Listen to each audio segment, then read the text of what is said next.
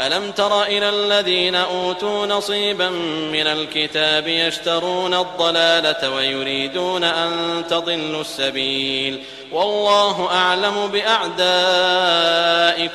وكفى بالله وليا وكفى بالله نصيرا من الذين هادوا يحرفون الكلم عن مواضعه ويقولون سمعنا وعصينا واسمع غير مسمع وراعنا ليا بألسنتهم وطعنا في الدين